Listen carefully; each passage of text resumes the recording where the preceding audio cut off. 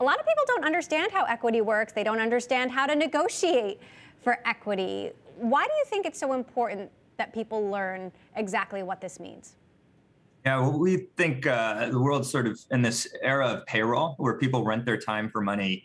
And the next era of labor compensation will be an ownership one via equity. And it's obviously started in Silicon Valley where, it'd be weird to work for a tech company and not get equity. It's not true in other sectors or any other parts of the economy.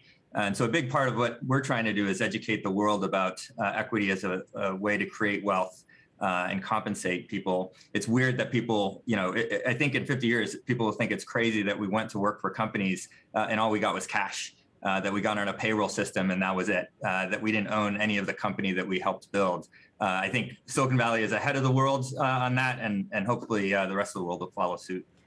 Walk us through some of the lessons that you are teaching in this curriculum. Well, so last year, $500 million of stock option grants weren't exercised by employees. If you talk to employees about why they didn't exercise their stock option grants, it's almost always because they didn't know how, they didn't know if they should, they didn't know what the implications were. So a big part of equity education right now is just helping employees understand what equity is, how it vests, what it's worth, what the tax implications are, and how to think about exercising that and getting liquidity on that. It's such an underserved community. So many employees work at startups and have no idea what the equity or capital structure of the business is. And a big part of helping them figure that out is how do we realize that $500 million that employees didn't get last year? How do we put that back in their pockets? Now, one of the celebrities you've partnered with is Serena Williams, and she has said she didn't know about equity until much later in her career. She wasn't taught this as a child. I actually had an opportunity to interview her about her new venture fund a couple of weeks ago, and she talked about lessons that she's bringing to venture from the tennis court. Take a listen. It's really about having a winning attitude and really just about understanding that you have to put a lot of time into this, and you have to put a lot of effort into learning. Why do you think financial literacy isn't taught to kids at a younger age?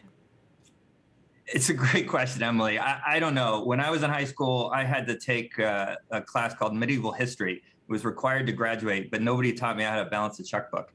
I don't know why schools don't teach financial literacy, all the way from just, how do I plan a budget, all the way to, how do I evaluate a stock option grant for a company that I'm going to join.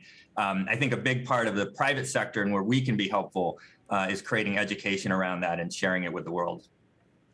Now, Carta is an equity management platform, but you have faced your own challenges with equity issues. You were sued by a former employee over gender discrimination, and this was an employee who was in charge of some of your own equal pay efforts. I'm curious what you learned from that. Yeah, it's a really tough one. The story around that wasn't that, we may have not been fair in gender pay. The story was that we cared a lot about equality and we were hypocrites. I think it's really tough when you do these things. Obviously, we think we're not only a champion of equity, but we practice it at home. People are allowed to disagree with that, and we'll figure it out. We're a couple years into this. We'll probably be a couple years more. Carta, meantime, aggregates data about private companies' valuations, cap tables, and in this very rapidly evolving macro environment, higher inflation, we're seeing startups doing down rounds. I'm curious what data you're seeing in terms of valuations being under pressure and how that'll translate into equity for employees. Yeah, it's been fascinating to watch. Obviously, there's this great price resetting that's happening in the public markets.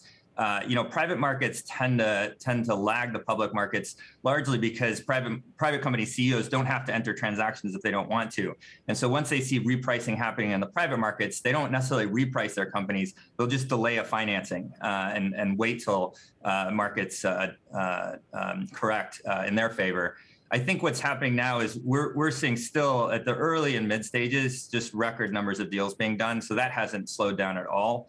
In the late stages, we're seeing some of these deals get pushed out, but we haven't seen a repricing happening. Last year we did about $7 billion of secondary liquidity via Carta X for employees. This year we'll probably do 10 to 12 billion. And we haven't seen repricing happening in the late stage growth market, but we have seen deals get pushed further down as CEOs are waiting to see if they can reprice their stock in a way that they want to.